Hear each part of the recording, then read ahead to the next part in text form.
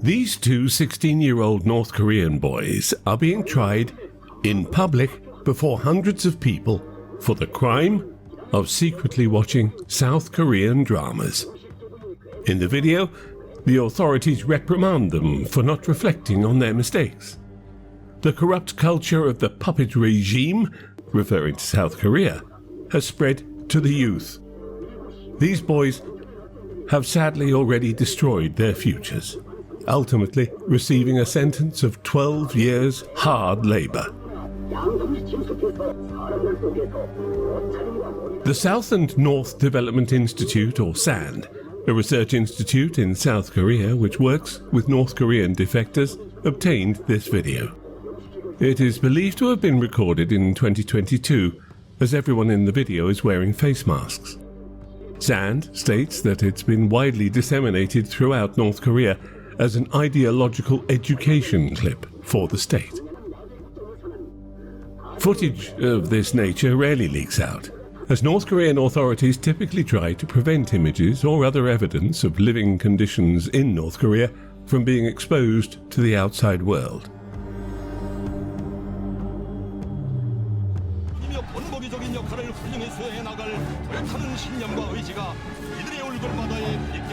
For decades, the Kim dynasty has governed North Korea through a cult of personality and rigorous state control, which regulates nearly every aspect of citizens' lives.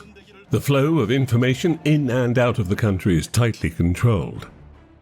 Government broadcasts are the only sources of information available through radios and televisions, and access to the World Wide Web is blocked. Foreign media, such as films and books, are largely prohibited. Individuals caught with banned foreign items face severe penalties, as the state strictly suppresses information that they do not want the populace to know. Despite this, South Korean entertainment content enters North Korea through recordings on memory drives, smuggled across the border with China, its largest trading partner. This black market trade is a reaction to North Korea's limited internet access and facilitated by poorly paid border officials who are readily bribed. As a result, no matter how much the North Korean leadership tries to block the influence of outside cultures, they cannot completely stop the influx of, for example, K-pop. The wave of South Korean culture, which has gained worldwide popularity, is regarded as a security threat by North Korea, perceived as an infiltration. Kim Jong-un, the supreme leader of North Korea, once called K-pop a, quote, malignant cancer, end quote, that destroys the youth of the nation. In 2020, North Korea enacted a law prohibiting its citizens from distributing, watching or listening to any South Korean content. Those who violate this law face penalties ranging from forced labor to the death penalty, particularly if found in possession of large quantities of these prohibited items. In 2022, 2 North Korean teenagers in the border city of Hyesan reportedly faced a firing squad for attempting to sell USB drives containing South Korean films. These efforts are extreme, but they reflect the regime's relentless determination to control its citizens and maintain its grip on power.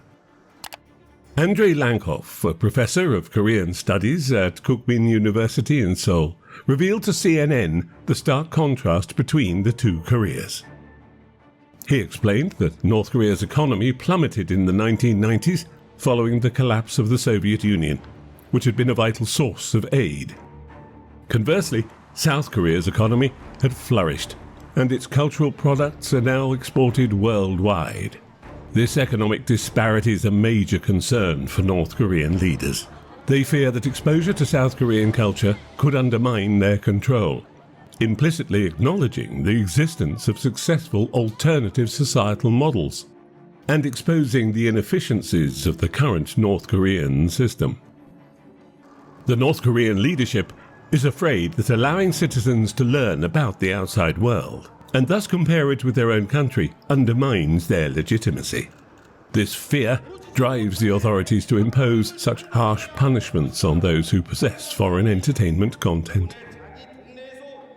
Despite this, many North Koreans, particularly the younger generation, including millennials and Gen Z, still find clandestine ways to watch South Korean movies and drama series. If you want to see more great content from all over the world, please like the video, subscribe to our channel and hit the bell icon. Thank you. In North Korea, those who grew up in the 1990s, a period marked by severe famine largely caused by the state's failure to manage the food distribution system, are referred to as the jangmadang generation. Jangmadang refers to markets in which goods ranging from local produce to contraband are exchanged. These markets emerged as a survival mechanism for the people amidst the destitution brought about by the state's dysfunctional resource distribution system. Despite the inherent contradiction between market-based systems and communist ideology. North Koreans in their early 30s and younger have not yet experienced the state's rationing system, but have grown up with these markets.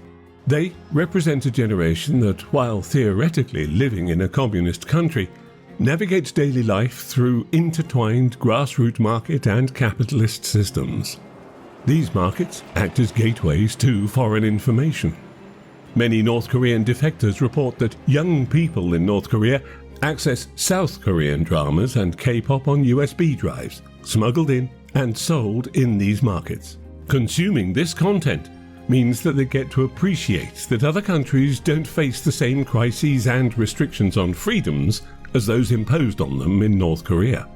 The more young people become aware of these differences, the more detrimental it is to the North Korean regime. This means that the propaganda upholding the legitimacy of a system that restricts freedom has lost its impact. Meanwhile, in 2017, a report by VOA News quoted young defectors who said that growing up in hardship and struggling to survive without state-provided food and resources made it impossible for them to continue believing in the propaganda, portraying the leader as the protector of the people. As a result, this propaganda has lost its significance and impact. While North Korea attempts to maintain its dynastic succession through frequent public appearances by Kim Jong-un's daughter, Kim Joo-ae, who's celebrated by state media as the rising star of Korea, the population's diminishing trust in its leadership poses a significant threat.